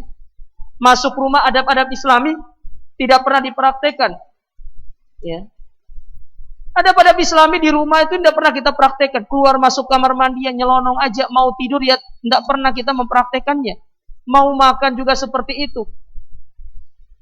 Karena ingat, kaum muslimin itu merupakan salah satu mangsa dari para syaitan yang selalu mengintai kita untuk menjerumuskan kita di dalam kebinasaan. Oleh karenanya, kepada para jamaah sekalian, kepada para wali santri yang semoga tidak ada di sini ya, di luar sana, kalau antum dapati teman-teman antum nasihati, tidak usah pelihara-peliharaan demikian. Kalau mau pelihara itu, ya pelihara yang baik-baik aja. Mau pelihara burung gitu, tapi jangan zalim sama burungnya. Pelihara kucing nggak apa-apa, tapi jangan dizalimi kucingnya. Kalau pelihara kucing jangan cuma dipelihara toh nggak dikasih makan. Ingat hadis Nabi SAW, ada orang pelihara kucing, tidak memberikan makan kucing, menyebabkan dia masuk ke dalam api neraka. Ya. Nah ini yang perlu dipahami. Jadi tidak perlu pelihara yang tidak bermanfaat seperti itu. Hadza wallahu ta'ala a'lam bissawab. Untuk selanjutnya, Ustaz, ini ada yang bertanya, apa yang harus dilakukan orang tua sebagai bentuk rasa kasih sayang kepada anaknya yang menginjak usia remaja. Seperti yang sudah diketahui bahwa masa remaja mengalami perubahan-perubahan psikologis seperti krisis identitas, jiwa yang labil, meningkatnya kemampuan verbal untuk ekspresi diri, berkurangnya rasa hormat terhadap orang tua, kadang-kadang berlaku kasar, menunjukkan kesalahan orang tuanya, mencari orang lain yang disayangi selain orang tuanya, terdapat pengaruh teman sebaya atau lingkungannya terhadap hobi dan cara berpakaiannya. Yang kedua, bagaimana menyelesaikan masalah apabila terjadi kesalahpahaman antara orang tua dan anak yang sudah remaja ini. Misal anak menyalahartikan bentuk sayang orang tua yang justru dianggap otoriter oleh anaknya. Ya. Jadi intinya di situ otoriter ya. Orang anak menganggap orang tuanya otoriter dengan pola asuh demikian. Berarti antum tidak kenal anak antum. Ya, tidak kenal. Disitulah saya bilang tadi saya sampaikan pentingnya orang tua itu mengenal tentang karakter dari anaknya. Sehingga tatkala dia mengenal tentang karakter anaknya, dia akan tahu pola asuh seperti apa yang cocok untuk anaknya tersebut. Itu yang pertama. Yang kedua, ya kita tuh berdoa sama Allah jamaah. Sekuat apapun kita berusaha untuk merubah anak kita berusaha untuk mendidik anak kita berusaha untuk bagaimana ya supaya anak kita ini menjadi anak yang soleh dan solehat. Tapi kalau tidak ada pertolongan dari Allah, tidak akan bisa. Tidak akan mampu. Minta hidayah sama Allah, minta pertolongan sama Allah Subhanahu wa taala. Berdoa sama Allah taala. Cara ini merupakan amanah yang besar. Anak ini amanah yang besar. Tanggung jawabnya besar. Maka minta kepada Allah, berdoa kepada Allah supaya Allah membimbing kita bagaimana dan seperti apa pola asuh yang benar kepada anak kita untuk kita terapkan. Kemudian yang ketiga, ya, disinilah pentingnya untuk kita terus belajar. Makanya saya bilang, tidak masalah untuk panjenengan itu belajar ilmu-ilmu umum yang sekiranya itu bisa membantu untuk menerapkan pola asuh yang baik kepada anak-anak kita. Tapi dengan catatan, belajarlah yang sesuai dengan Al-Quran dan Sunnah. Jangan nanti pola asuh dari orang-orang barat, sana psikologi pendidikan orang barat. Ya. Saya dulu waktu kuliah itu, psikologi pendidikan diajarkan kepada kita. Walau diambil dari materi Islam, kita diajarkan. Ya. Di tempat saya kuliah S2 dulu tuh, tidak ada diajarkan tentang dari psikologi Islam. Makanya saya heran. Saya tanya sama dosen saya, Pak, kenapa kita jauh-jauh ngambil dari barat? Islam ada psikologinya, saya bilang tidak ada. Ya. Saya tunjukkan beberapa dalil kepada dosen itu. Begini, dalilnya begini. Tidak harus mengambil dari barat, justru orang barat itu ngambil dari kita. Pola pendidikan itu. Tidak ada seorang pendidik yang lebih baik seperti Nabi SAW. Coba lihat. Ya, Nabi SAW ketika mendapati orang yang kencing di masjid. Apa yang dilakukan sama Nabi? Fabala fi ta'ifatil masjid. Kencing di samping masjid, di pojok masjid. Ketika didapati, para sahabat marah. Ingin memukul orang Badui tersebut. Namanya orang Badui, orang nggak ngerti. Apa kata Nabi SAW? Ambil air, tuangkan di situ. Sudah selesai. Nabi tidak marah wala apa. Ya. Ini pentingnya kita memahami tentang ilmu-ilmu yang demikian. Kita kita belajar untuk manajemen emosi. Jangan sampai kita memandang anak ini sebagai musuh. Ketika anak itu tidak bisa mengikuti pola asuh kita, bukan anaknya yang salah, tapi pola asuhnya yang nggak cocok untuk diterapkan kepada anaknya. Nggak cocok gitu loh. Berarti harus ada metode yang lain yang harus para wali santri, para orang tua terapkan. Dan itu yang perlu untuk dipelajari secara terus-menerus. Terus-menerus dipelajari. Sebagaimana tadi saya bilang, tidak bisa kalau misalkan ada anak yang tidak terbiasa ngafal di tengah keramaian, antum cekokin di situ terus ngafal di situ. Yang ada dia depresi dan itu terjadi di dalam pondok kita itu. Terjadi depresi, dia tidak bisa ngafal. Ya. Sampai pada klimaksnya dia ingin keluar dari pondok itu karena dia tidak sanggup. Nah ini pentingnya kita mengenal mereka sehingga kita bisa menerapkan pola asuh yang baik itu seperti apa. Lihat Nabi SAW juga ketika mendapati seorang sahabat yang di dalam sholat buat keributan. Ada sahabat yang lain bersin, dia jawab alhamdulillah, disuruh diam sama para jamaah dengan menepukkan tangan. Sambil dia mengatakan, kenapa kalian tepuk tangan? Saya ini menjawab alhamdulillah. Iya benar menjawab alhamdulillah, tapi kan tadi dalam sholat juga kan? Ya. Dan dalam sholat, selesai sholat, apa kata Nabi SAW? Balik, ini sholat, tidak pantas untuk kita mengucapkan perkataan-perkataan yang tidak ada kaitannya dengan sholat. Apa jawaban dia? Karena ditegur dengan lembut oleh Nabi SAW, karena Nabi mengetahui tentang psikologi orang tersebut, maka dia mengatakan, aku tidak pernah mendapati seorang pengajar yang lebih baik melainkan seperti Nabi SAW. Itu pentingnya mengenal karakter anak sehingga kita bisa menerapkan pola asuh yang baik. Dan ingat, tidak perlu harus mengambil pendidikan dan pola asuh dari orang-orang barat. Tidak perlu. Tinggal antum baca kitab-kitab para ulama. Walhamdulillah sekarang ini ya, banyak ustadz-ustadz kita yang menulis kitab masalah itu juga. Dulu saya pernah lihat ada satu buku yang ditulis oleh Ustadz Abu Ihsan Al-Maidani yang berjudul apa itu? Mencetak generasi emas, ya toh? Nah, itu disebutkan sama beliau. Sekarang alhamdulillah banyak sekali buku-buku yang berkaitan dengan parenting seperti itu. Tinggal bagaimana antum sering baca, sering melihat kepada buku tersebut sehingga kita bisa mengetahui pola asuh seperti apa untuk kita terapkan kepada anak kita. Lebih-lebih di zaman sekarang ini, masya Allah jamaah sekalian. Ya. Kemudian yang berikutnya, ini penting yang saya tambahkan dari jawaban tadi. Orang tua itu perlu komunikasi sama anaknya. Bangun komunikasi. Ya itu tadi, jangan hanya sekedar anaknya ditaruh suruh sekolah, berangkat, pulang, pergi, berangkat, pulang, pergi. Walau ditanya masalahnya apa, problemnya apa, kesulitannya apa yang dia hadapi, kenapa sedih, kenapa murung, ya bahagia kenapa, berbagi. Ya, satu karakter yang kita lupakan dari diri kita sebagai orang tua, kita lupa untuk menjadi teman bagi anak kita. Kita selalu menganggap diri kita sebagai seorang bapak, ibu yang memiliki kekuasaan yang memerintahkan anaknya. Dan seperti itu jamaah. Kita harus bisa menjadi seorang teman. Harus bisa menjadi seorang teman. Nah, itu diambil dari hadis Nabi SAW, Ibnu Umair tadi.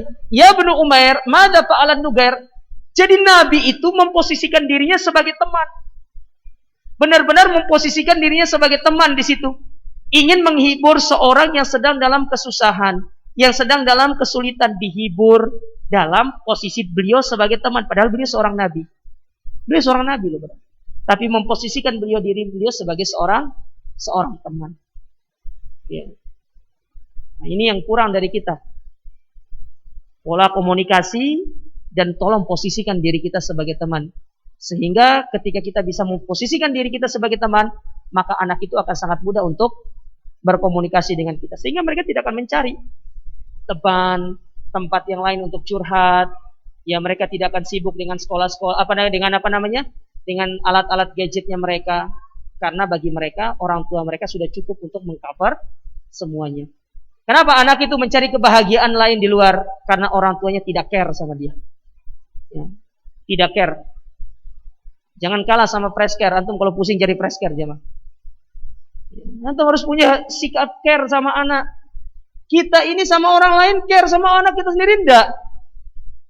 Coba kita ini. Sama anak orang, oh masya Allah, gini segala macam. Sama anak sendiri enggak care. Ya. Subhanallah. Nah, ini yang perlu diperhatikan jemaah sekalian. Ya, semoga ini bermanfaat. Satu lagi mungkin ya. Banyak sekali pertanyaannya. Saya serahkan ke Pak Aziz saja nanti. Ini saya sudah membaca ada beberapa lembar pertanyaan ini yang insya Allah ada ini kalau dijawab 12 lembar ini. Ini kalau dijawab terus sampai maghrib nanti. Ini insya Allah yang bisa saya garis bawahi adalah secara umum para orang tua kesulitan di mana di lain sisi di sekolah ya. Ini ada pertanyaan dari Ustadz juga dari orang tua.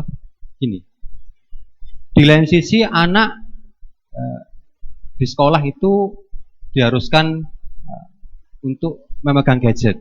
Ya. Cuman orang tua memiliki aturan. Ya, contoh jam sekian nggak boleh. Ya. Tapi ada kalanya ketika di luar dia mendapatkan dari gadget temannya sesuatu yang negatif, ya itu ya. sehingga dibawa ke rumah, bawa ke sekolah gitu kan, ya, sehingga seperti itu. Jadi kemudian ada hal-hal yang ketika anak itu diberikan masukan-masukan, nasihat-nasihat, anak itu kecenderungannya ngeyel gitu ya. Itu seperti itu. Secara umum itu kesulitan berkomunikasi ya. Ketika anak dia diberikan aturan, anak kecenderungannya membangkang dan ngeyel gitu. Secara umum adalah masalah komunikasi. Kira-kira seperti apa? Iya. Kalau bahasa saya, parenting itu adalah seni berkomunikasi. Seni membangun bagaimana kita berkomunikasi sama anak. Itu kalau bahasa saya terkait masalah parenting itu. Nah, di dalam kita berkomunikasi, itu kan ada berbagai macam caranya. Tinggal antum memposisikan diri antum seperti apa. Kalau yang pernah saya baca dari kitab para ulama, bahwasanya bentuk-bentuk komunikasi itu atau parenting itu sendiri ada empat kalau tidak salah bentuk komunikasinya. Dua yang saya ingat. Yang pertama, ada pola komunikasi orang tua itu sifatnya otoriter. Dia otoriter. Pokoknya apa yang diinginkan sama dia harus dilakukan sama anaknya. Itu tidak boleh seperti itu. Ya, tidak boleh seperti itu. Kita tidak boleh otoriter terhadap anak kita, apalagi kalau anaknya masih kecil.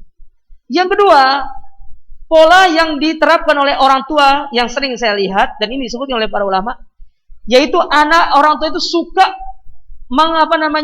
memaksakan kehendak kepada anaknya. Sehingga tatkala dia memaksakan kehendak, itu yang bisa menyebabkan komunikasi itu tidak berjalan lancar. Lalu apa sikap kita? Itulah pentingnya kita memahami cara yang tepat berkomunikasi kepada anak itu. Taib. Islam mengajarkan kepada kita cara berkomunikasi. Coba lihat, perhatikan firman Allah Subhanahu wa taala di dalam Al-Qur'an. Dalam surat Al-Imran, "Fabima rahmatim minallahi lintalahum." Kalau bukan karena rahmat Allah, kemudian engkau berlemah lembut kepada sahabat-sahabatmu, niscaya mereka akan lari darimu. Digaris bawahi kata lemah lembut. Lemah lembut bukan berarti lembek, bukan berarti kita tidak tegas. Lemah lembut itu mencakup kata tegas. Ketika harus tegas, tegas. Ya. Ketika harus kita itu menurunkan ritmenya, diturunkan, tapi sewajarnya. Jangan sampai kita itu tegas, tapi bukan tegas, masuknya ke keras. Karena keras dengan tegas itu perkara yang istilahnya apa ya? Beda-beda tipis. Tegas dengan keras itu beda-beda tipis. Kalau keras, ya itu benar-benar meluapkan emosi. Tapi kalau tegas, tidak perlu pakai emosi. Cukup dengan kita menunjukkan kita itu punya peraturan begini. Ya, tanpa harus kita menunjukkan otoritas kita. Itu bedanya. Nabi itu lembut, tapi beliau tegas. Orangnya tidak keras.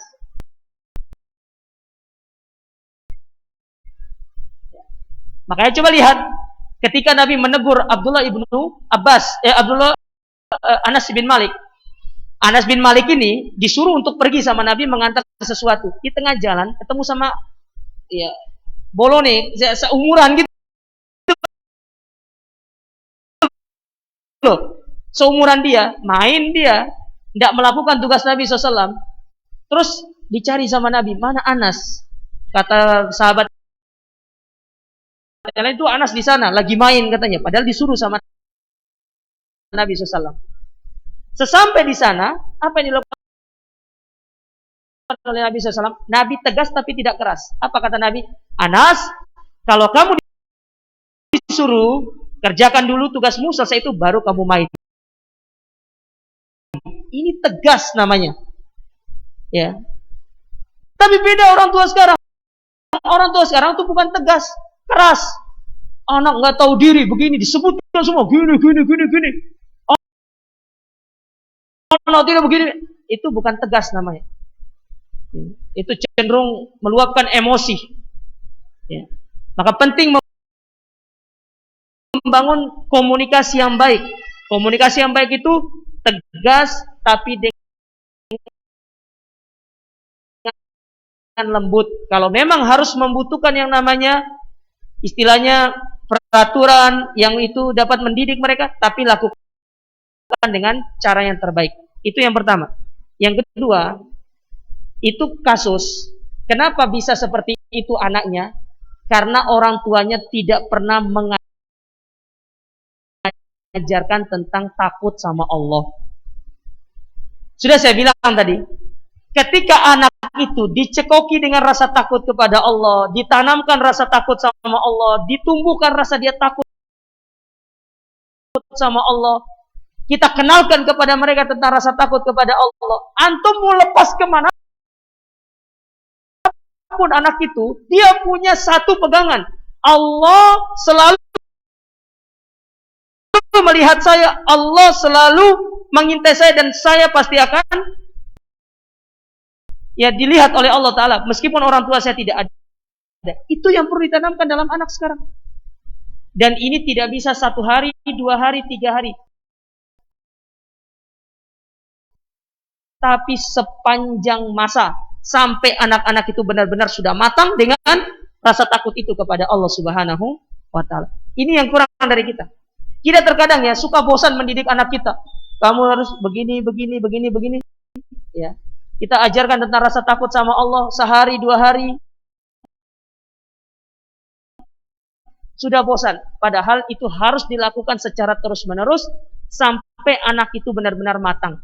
Nabi menanamkan rasa takut itu kepada para sahabat selama 23 tahun. Selama 23 tahun Nabi menanamkan rasa takut kepada Allah itu kepada para sahabat. Kita berapa lama?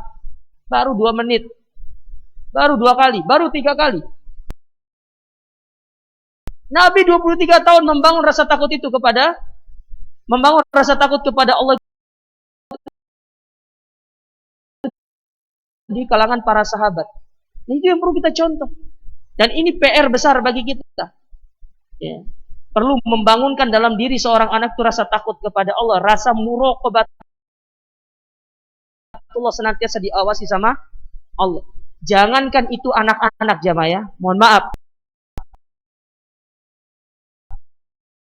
yang sudah sebe saja, sing wis sebe, atau sebe, wis tuwe,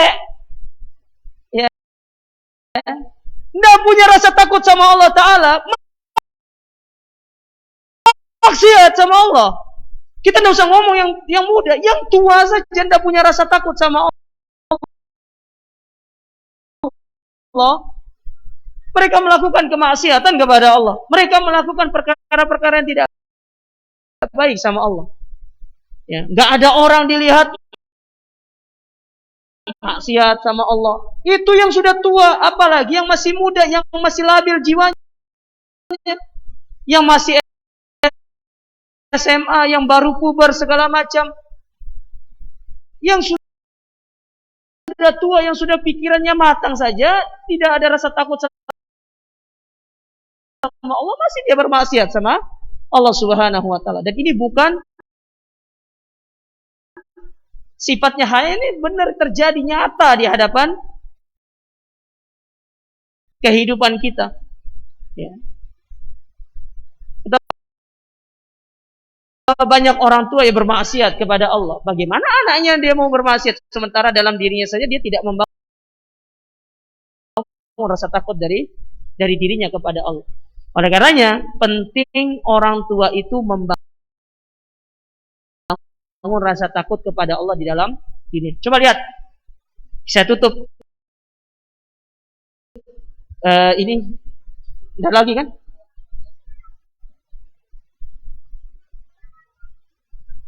Ibu-ibu ya. Ibu-ibu dia kalau nulis sambil cerita, dia kalau bertanya itu. Coba intinya saja gitu. Ya. Gini Ustaz. Sebentar dulu, saya ini. Coba lihat pesan Nabi SAW kepada Abdullah ibnu Abbas yang pertama kali yang ditanamkan kepada Nabi kepada Abdullah bin Abbas oleh Nabi SAW, idza sa'alta fas'alillah wa idza sta'anta fasta'in billah. Disuruh untuk mengingat Allah, disuruh untuk mengingat kebesaran Allah Subhanahu wa taala. Menghadirkan di dalam diri mereka bahwasanya Allah selalu memperhatikannya. Nasihat nasihat Nabi kepada Abu Musa Al-Asy'ari dan kepada siapa namanya Mu'adz bin Jabal ketika dikirim ke negeri Yaman untuk berdakwah. Ini seorang dai loh ini. Seorang dai untuk pergi berdakwah. Pesan Nabi apa? Bertakwalah kepada Allah. Apa sih takwa itu? Takwa itu takutlah kepada Allah. Jadi penting menanamkan rasa takut kepada anak karena itu yang akan bisa menjaga mereka di dalam keseharian mereka. Kita orang tua 24 jam tidak bisa menjaga anak kita. Betul kan? Antum tidak bisa menjaga. Masuk kamar, bawa HP, tidak ada yang tahu anaknya melakukan apapun. Tapi ketika kita menanamkan rasa takut itu kepada Allah, maka dia bukan takut kepada orang tuanya yang melihat, tapi dia takut kepada zat yang senantiasa memantau dia. Itu yang perlu ditanamkan. Maka saya menasihati kepada diri saya pribadi dan kepada orang tua, terutama juga kepada para ustadz-ustadz pengajar, kalau bisa setiap hari anak itu ditanamkan untuk disonding supaya mereka itu senantiasa merasa takut kepada Allah. Dan itu antum lebih paham caranya bagaimana mengajarkan kepada anak-anak didik antum semuanya. Hadza wallahu taala a'lam bishawab. Jangan panjang-panjang pertanyaannya. Ini ibu-ibu ini pertanyaannya panjang-panjang ini. Iya. Nah, alhamdulillah tadi saya sudah memfilter beberapa pertanyaan. Alhamdulillah sebelum saya tanyakan sudah kurang lebih sudah terjawab. Cuma ini ada satu hal yang mungkin perlu Ustadz lurus.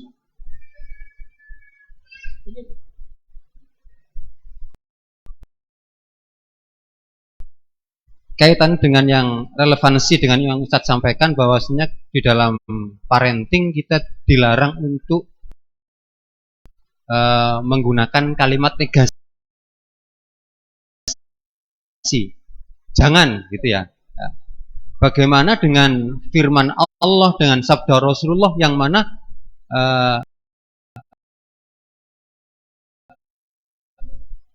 itu banyak menggunakan kalimat negasi seperti la yakhluwanna rajulun bimra'atin ya, dan seterusnya.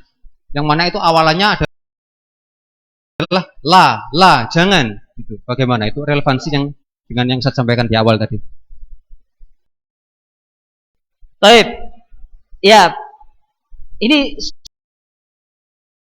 sudah saya juga akan ada pertanyaan seperti ini. Ya. Dan sudah siapkan jawabannya. Ini namanya defense sebelum diserang namanya. Ya. Apa sih relevansinya? Kenapa jangan menggunakan kata jangan? Jangan itu saya bilang tadi ketika anak masih kecil, ketika kita membangun mindset. Lah itu firman Allah turun kepada siapa? Orang-orang yang sudah berakal, orang yang sudah besar, orang yang sudah dewasa. Ya, saya mau tanya sama antum.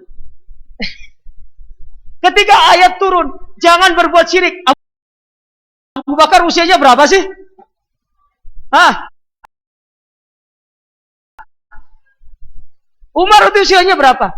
Antum bilang sama anak sebesar ini, nah jangan berbuat syirik. Hah?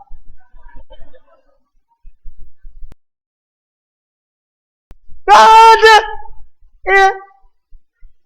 Antum tanya sama mereka, nah jangan kamu menampakkan aurat. Yang ada, mah aurat itu apa sih? Gitu kan? Kata jangan itu jangan digunakan. Nah, jangan digunakan ya. Kata jangan itu dalam masalah kita membangun mindset anak itu tidak dianjurkan untuk digunakan. Karena kata jangan itu lebih ke arah tidak, istilahnya tidak bisa berpikir. Kita mengajak anak itu untuk dia membangun pola pikirnya. Karena memang di masa-masa mereka itu perkembangan otaknya sedang di masa kita membangun perkembangan otaknya itu. Sementara firman Allah dalam Al-Quran banyak kata-kata la, itu kan diturunkan kepada orang-orang yang sudah dewasa, usianya sudah matang.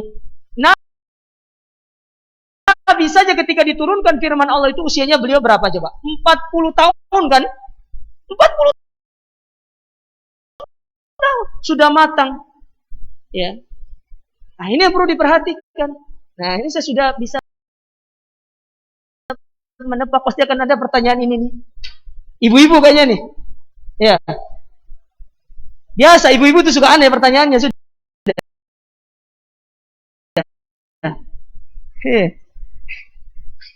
Bapak-bapaknya jarang biasanya, ibu-ibu itu aneh pertanyaannya.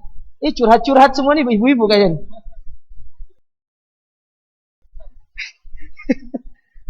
Jadi ingat ya, anak sebesar ini antum bilang, ya, sama seperti gini, Ustadz, bagaimana cara kita mengenalkan tentang Allah kepada anak usia 3 tahun, 4 tahun? Antum ceramah suruh duduk di depan, yang ada anak main. Nah, Allah itu begini, punya asma wa sifat, namanya 99. Yang ada anak itu, mah, ayo pergi main aja ya. Ya. Kalau kata anak saya, ayo kita main capit-capit katanya. Main capit-capit itu main yang narik boneka gini tuh loh. Itu main capit-capit. Nggak ada. Jadi anak itu bukan makomnya diajar seperti itu. Ya. Anak usia 3 tahun bukan makomnya diajar. Allah itu punya bahwasanya kita harus bertauhid sama Allah. Tauhid kepada Allah mencakup 3, rububiyah, uluhiyah, asma wa sifat. Kabur sekolah itu nanti. Tutup. Ya seperti itu. Ya.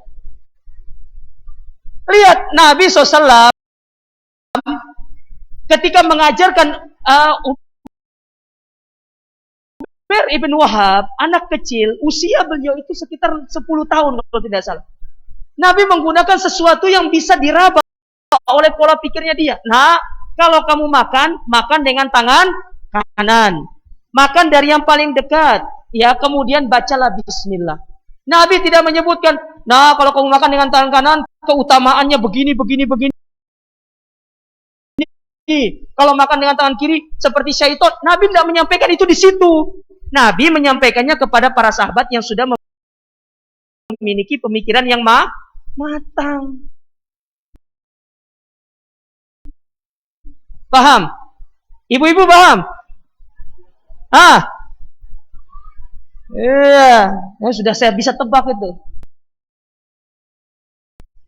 Itu pertanyaan, itu pertama kali yang muncul yang kepada saya, pasti ibu-ibu pasti akan nanya itu. Iya. Makanya saya siapkan pertanyaan jawabannya. Ya. Cukup ya? Iya. Sudah habis suara saya sudah. Saya tahu suara saya akan habis, makanya kajian sore itu sudah diliburkan aja dulu. Baik, saya rasa ini yang bisa saya sampaikan. Ya, kurang lebihnya saya mohon maaf kepada para jamaah sekalian, kepada para wali santri.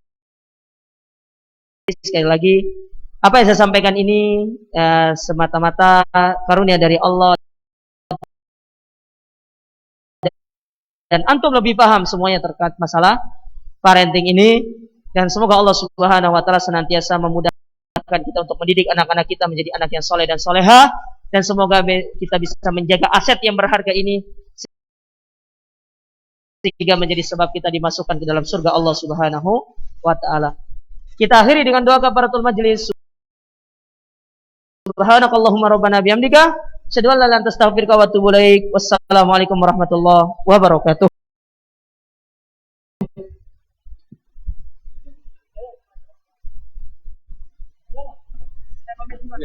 Alhamdulillah. Sekali lagi kami sampaikan jazakumullah khairan Ustaz Gema Ilhami.